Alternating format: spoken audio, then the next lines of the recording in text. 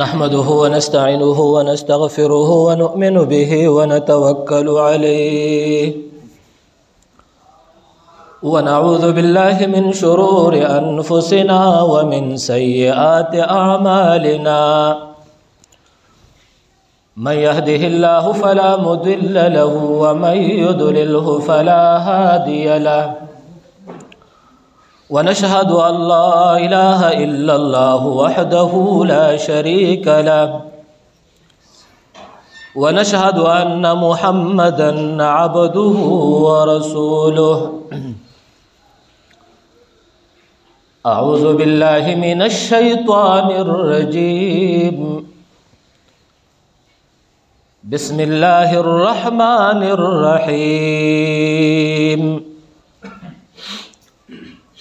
لا أقسم بهذا البلد وأنت حل بهذا البلد ووالد وما ولد لقد خلقنا الإنسان في كبد إن الله وملائكته يصلون على النبي يا أيها الذين آمنوا صلوا عليه وسلموا تسليما زمارنا طول بجمان در الشريف اللهم صل على محمد وعلى آل محمد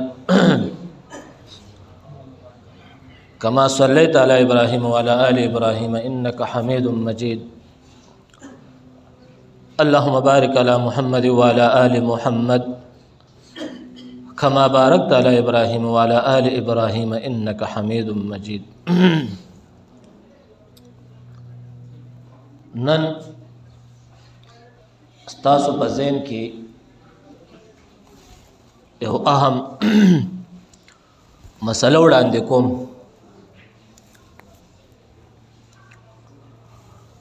او په معاشره کې مونږ هغه اس گناہ نه ګړو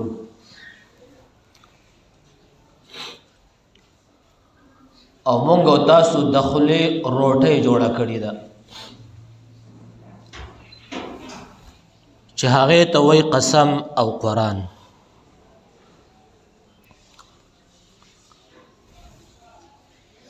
نو دې کې ډېر اهم مسائل لري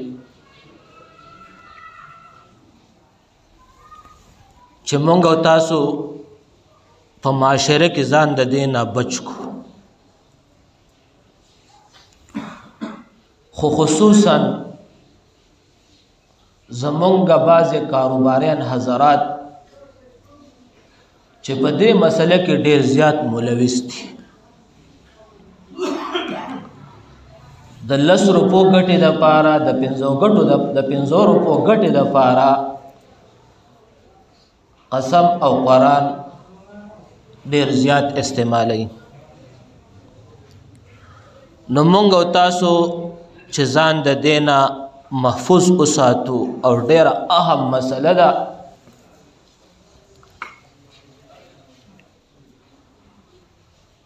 لاول په دې خبره ځان پوي کوي چې مونږ او تاسو قرآن استعمالو بطور قسم وی قرآن می دی وی قرآن سو کم نوی قرآن دا اللہ کتاب دے او قرآن کریم په شروع کې بتاسو اوریدلی الف لام میم ذلك الكتاب لا ريب فيه هدى للمتقين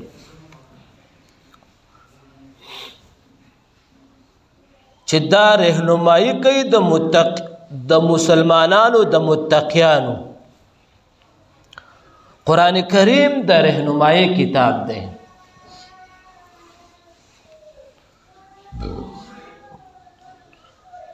نو قرآن باندې کومه قرآن خرو نو ګوره دا په دې باندې قرآن قسم نه دی چې مونږ وایو چې قرآن مې دی وای نو دا قسم نه دی د قسم د پاره تاسو ته به دا موضوع ویما د قسم د پاره تعین الفاظ دي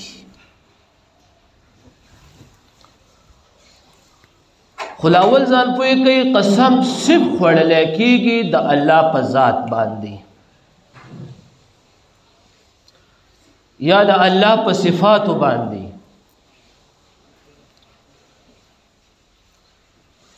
بعض معاشره کې مونږ او تاسو ماشومان را مخې ته کو والدین را مخې ته کو زنانه را مخې ته کو چې ستا د بچو په سر مې دی قسم وي دا بالکل ممنوع عمل له او بلکې دا حرام عمل له د بچو په سر باندې قسم خوړل دا یو قسم شرک ته شرک نو د مخلوق په صفاتو باندې د مخلوق په ذاتیات باندې د مخلوق په اقسام باندې قسمونه نه کیږي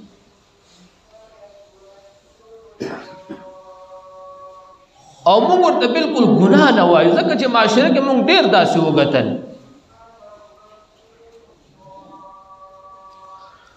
قسم چې صرف خوړل کېږي د الله په ذات قسم ورکړل کېږي به د قسم د پاره خپل اقسام دي اب تاسو ته ان شاء الله د دو درې جمعو کې کېدای شي دا مسله را پینل شي چې یو ته وایي قسم باللغو بل ته وایي قسم بالغموس بل ته وایي قسم بالمنعقده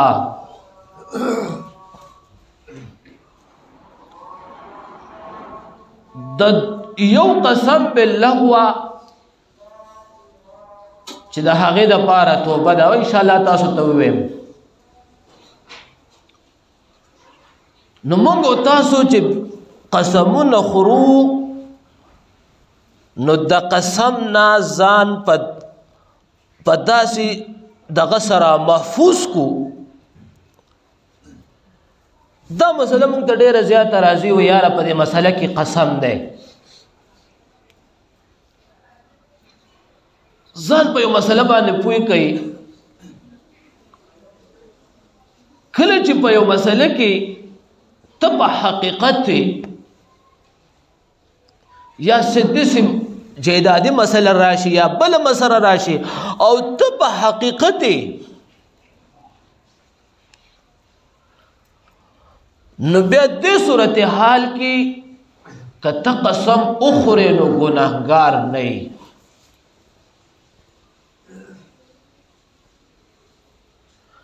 او که چېرې ته په حقیقت نه یو د ځان د بچاو دپاره قسم استعمال کې چې زه په دې بچ شمه په دې به زه محفوظ شمه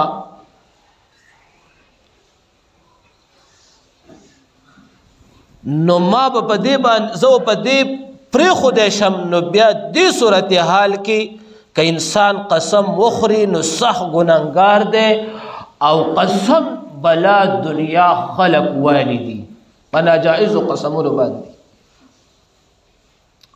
او دا موږ په دې سترګو باندې ګټلې دي د قسم سزا الله رب العزت په دې انسان ته ځکه دا بعضې خبرې پریکټیکلی د قسم سزا انسان ته الله رب العزت په دې دنیا کې ښکاره کوي په هغه ټیم باندې یا بعضې انسان ته پکې الله وقت ورکړي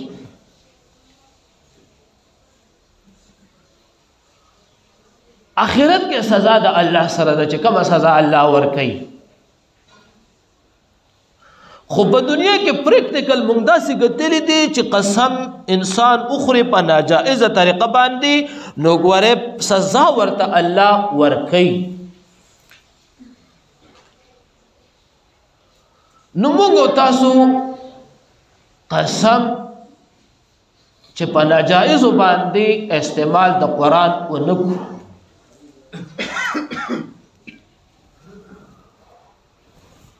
بل دا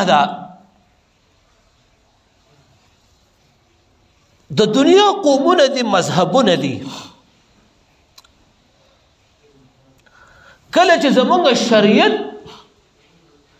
عدالت ته یو مسله لاړه شي او شریعت قسم ورکوي، نو عدالت چې کله قسم ورکوي نو قسم په یو طریقې انداز ورکوي. مسلمان چې د مسلمان مسله راشي دی عدالت ته پیش په قسم په مسله کې، نو دې ته قرآن وړاندې کی، خو الفاظ ورته څه استعمالوي؟ دا قرآن د الله کتاب دی، داسې ورته نه و چې ته په دې قرآن قسم وخوره. قسم د الله په ذات باندې ورکوي، خو ورته وایي چې ګوره دا قرآن د الله کتاب دی او الله رب العزت را لېږلی حق کتاب دی.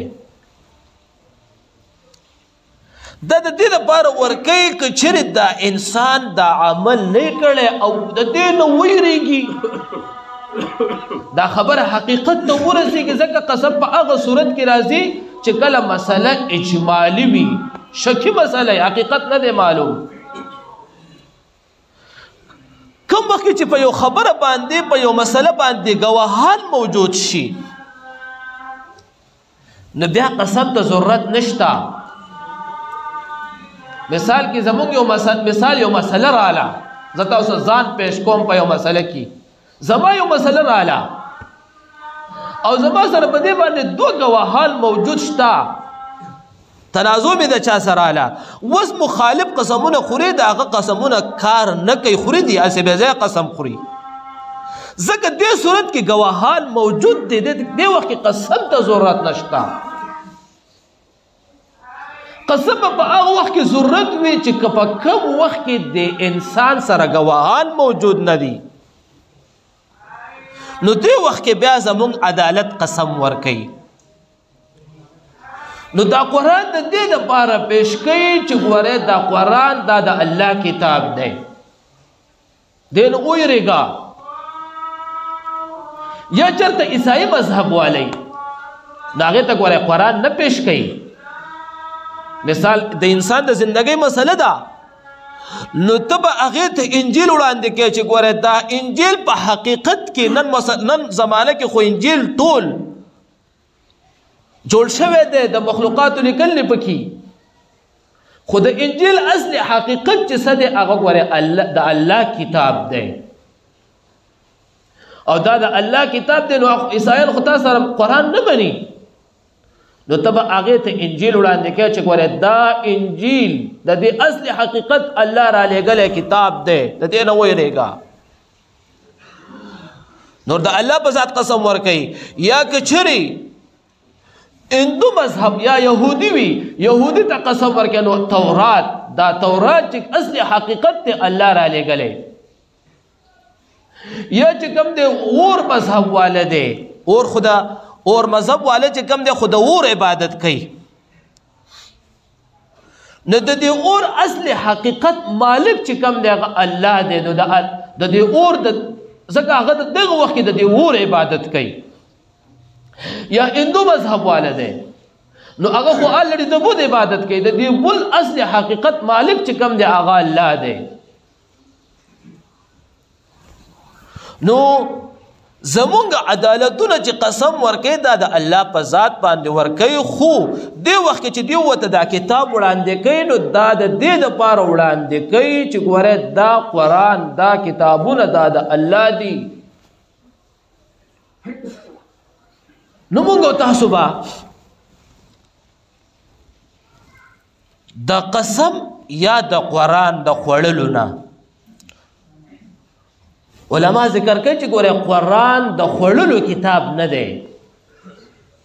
قرآن مې دی ووایي یاره زما د قرآن وی چې دا کار ما نه دی کړی، داسې الفاظ استعمالول زما د قرآن چې دا کار ما نه دی کړی دا هم ګناه ده. ځکه قرآن د قسمونو کتاب نه دی. قسم چې خوړلی کېږي دا د الله په ذات په خوړلی کېږي. د یو انسان نه یو کار شوی دی، یو قسم یې خوړلی دی، په هیره کې دا عمل شوی دی، نو بیا علما لیکي چې دې ته قسم باللغو وایي. انسان قسم خوړلی دی په هیره باندې، یا د هغه داسې عادات جوړ شوی دی چې قسم دی او قسم دی. ډېره معاشره کې موږ داسې ګورو چې د ډېرو انسانانو هم داسې الفاظ جوړي، مړه قسم دی، معمولي غونډه کې خبرې مړه قسم دی. نو د الله نوم به په داسې قسمونو باندې د خپلې د خبرې د مضبوطیا دپاره د تایید دپاره نه استعمالو. موږ تاسو په خپله معاشره داسې جوړه کړو، خپل کاروباري لینډ به داسې جوړ کو چې په اعتماد باندې یو، چې یو مسله راشي، یو کس راشي یا تا نه سودا کوي یا بله یو مسله وي چې هغه اعتماد وي چې یاره دا سړی حقیقت دی او دا سړی نو د هغه خبره اعتمادي وي. معاشره کې ګوره موږ داسې خلق ډېر زیات شته. نو که یو سړی داسې قسم خوړلی وي چې په هیره باندې یو کار داسې شوی وي او د ماضي سره تعلق وي، نو دې ته قسم باللغو وایي. نو د دې کفاره څه شی ده؟ توبه ده. الله ته به توبه وباسي چې یا الله پروردګاره زما دا کار په ناپوهۍ کې شوی دی او پوه شوی نه یم، نو بیا د دې توبه ده، عمل د دې توبه ده چې الله ته به توبه وباسي. یا یو په مستقبل کې یو انسان داسې سوچ وکړي چې زه به دا کار نه کوم، د یو مستقبل یو سوچ ولري چې زه به دا کار نه کوم، او هغه بیا هم دا کار وکړه، نو دې ته قسم بالمنعقده وایي. نو د دې کفاره به څه شی ده؟ توبه به باسي د الله نه، یا که غلام می غلام به آزادې، یا به لس مسکینانو ته دوه ټیمه روټۍ ورکې، یا به لس مسکینانو ته جامې الی، یا به چې کوم دی 3 ورځې پرله پسې روژې نشي. انشاءالله دا به بیا آینده جمعه کې تاسو ته د دې پوره تفصیل او وضاحت د دې قسم وکړم چې مونږ او تاسو د داسې الفاظو نه ځان بچ کوو. په ظاهره خو مونږ تاسو پوهېږو نه چې داسې الفاظ استعمال کړو، خو سړی ګنهګاري کي. تاسو ته یو 2 جمعې وړاندې ما یو مسله بیان کړه، د هغې لږه تشریح درته کوم، ټایم هم ناوخته دی. چې امام صاحب کله خطبه وایي، نو بعضې وخت کې امام صاحب اکثر په دې خطبه کې موږ درود شریف وایو. نو درود شریف دا چې کله د امام صاحب دا خطبه وایي، نو سامعین چې کم دي، سامعین اوریدونکي دپاره دا خطبه ویل او اوریدل واجب دي. دوی به د امام سره د قائل د امام صاحب سره دا درود شریف نه وایي. که چېرې یو سړی د مقتدي چې کوم دی، مقتدي د امام سره په الفاظو کې شراکت وکړي، هغه هم درود شریف امام صاحب هم وایي. نو ګوره پرون مې د یو کس سره په دې باندې باس مباحثه وه، دا یې ګناه وکړه. ځکه دا خطبه اوریدل دا واجب دی، ویل په مقتدي باندې نشته. مقتدي به دې خطبې ته ښه ټیم ورکړي او ښه په صحیح طریقه به دا خطبه واوري، نو دې په واجباتو کې مداخلت وکړو. مقتدي د امام صاحب سره دا خطبه وایي یا درود شریف وایي یا نور الفاظ وایي، نو دې د امام صاحب سره په دې خطبه کې یو خپل مداخلت وکړو، نو د هغه واجب ادا نشول. واجب د خطبه دا دی چې مقتدی دا خطبه واوري او ویل ورسره د امام صاحب سره نشته که هغه درود شریف وای او که هغه هر الفاظ وای مقتدی به اوري مقتدی به د هغې سما کوي. نو موږ تاسو له خدای پاک په دې باندې عمل کولو توفیق را نصیب کړي. او بیا په خطبه کې په اشاره نشته که چېرې چاته اشاره کې اشاره ممنوع ده. خبرې خو لویه خبرې ده چې انسان پکې خبره وکړي. خبره دا لویه خبره ده اشاره به هم چاته نه کوي.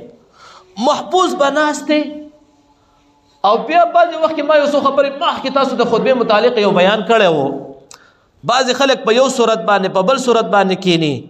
د خطبې لپاره ادبي صورت دا التحیاتو شکل دی. نور په لاسونه په دغه باندې لګول دا پکې نشته. که یو انسان پروت دی خطبې واورېده واجب ادا شول. که یو انسان خپې غځولې دي او خطبې واورېده واجب ادا شول. که یو انسان ډډه والېده او خطبې واورېده واجب ادا شول. خو ادب دا دی چې انسان په التحیاتو په شکل باندې کینی دی خطبې ته او دا خطبه واوري. خطبه دا منځ نه دی. بعضې خلک وایي دا وایي 2 رکعاته منځ دی. دا منځ نه دی. خطبه صرف اورېدل دا واجب دی او الله رب العزت د انسان ته د دغه اورېدلو ثواب ورکوي. دا واجب ثواب ورکوي.